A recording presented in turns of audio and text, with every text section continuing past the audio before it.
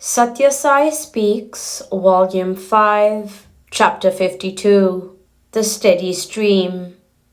I am glad I came to this newly established college and saw these students who are the builders of India in the coming years. Virtue is the fragrance of the flowers which the tree of life puts forth. Educated people must be identified in society by their strict adherence to virtue, not by more skilled methods of escaping the consequences of vice. Education is now sought after more for securing a means of livelihood. The attempt of many parents and their children is to learn some skill which will give them a good job in a factory or a business establishment or bank or a decent salary. Of course, man must live and live comfortably, so it is necessary that some useful skill is mastered. But man needs things much more satisfying, much more essential than comfort. He must first have faith in himself, so that he may respect himself. This Atma Vishvasa, trust in the self, lies at the very root of joy. In India, the education that leads to the knowledge of the Atma and faith in the Atma has been perfected since ages. That education teaches a proper sense of values, giving the Vishayas, the objective world, relative importance for temporary periods, for transient ends, and encouraging man to hold fast to the disciplines that confer inner peace. The Atma Tattva, principle of the self, grants Amrita, immortality. The Deha Tattva, principle of the body, is Anrita, invalid, and so cannot give absolute bliss. Man is not an improved type of monkey. He is a child of this immortal entity. That is why he refuses to accept that death is his end. That is why he strives to perpetuate himself forever.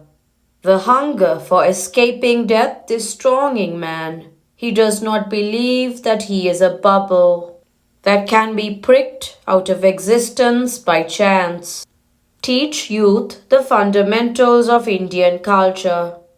The system of education has to be recast in order to allow the children of this land to grow up as the seers and sages of this land, to hand over to the sons and daughters of Bharata Mata the precious heritage, which the world too is anxious to share, the significance of yajna, dharma and tapas, sacrifice, self-control and penance, of sahana, sadhana, samyama, forbearance, spiritual discipline and sense restraint, of the great Mahavakyas, Vedic dicta enshrined in the Vedas, of the three yogas, bhakti, karma and jnana, as elaborated in the Gita, of the Daivi and Asuri, godly and demonic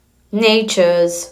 All these and many more of the fundamentals of Indian culture have to be taught to the children in schools and colleges. They must be encouraged to practice them for their own as well as for the country's good. The principal requested me to bless all the candidates who have appeared for the examinations, so that all of them may pass. My blessings are with them, but I do not consider passing the examinations as so profoundly important. This college is started on the basis of a big donation of 1,00,000 rupees by a merchant of this place. Show by your discipline, character, sacrifice, and other traits that he has not donated that amount in vain.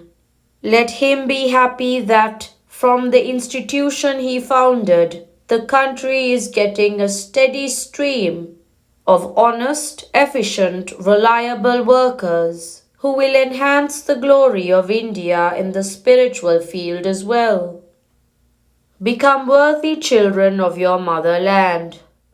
This is the land where the Upanishads called upon the students to adhere to truth, to follow Dharma, and to revere parents and teachers. If you learnt those great lessons, then certainly there would be no anxiety and grief. But now parents are neglected and even disowned. How can a nation that does not revere those deserving to be revered in its turn? If the teacher is not listened to with the respect due to his age and attainments, how can students learn from him the ideals on which he should plan his own life?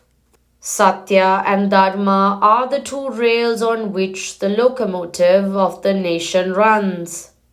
When Satya is given up, chaos prevails. When Dharma is discarded, might becomes right. So whether you have it in the curriculum or not, learn the underlying principles of Sanatana Dharma from elders and teachers. Practice at least the very first step in spiritual discipline, like silence, reciting the name of God, reading of the scriptures, etc. Avoid wasteful and harmful forms of recreation. Maintain your health by moderation. Become worthy sons and daughters of your motherland. Hindupur College, November 14th, 1965. Sorrow and pain are caused by desire.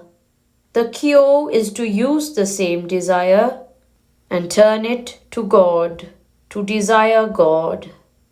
Sri Sathya Sai Baba.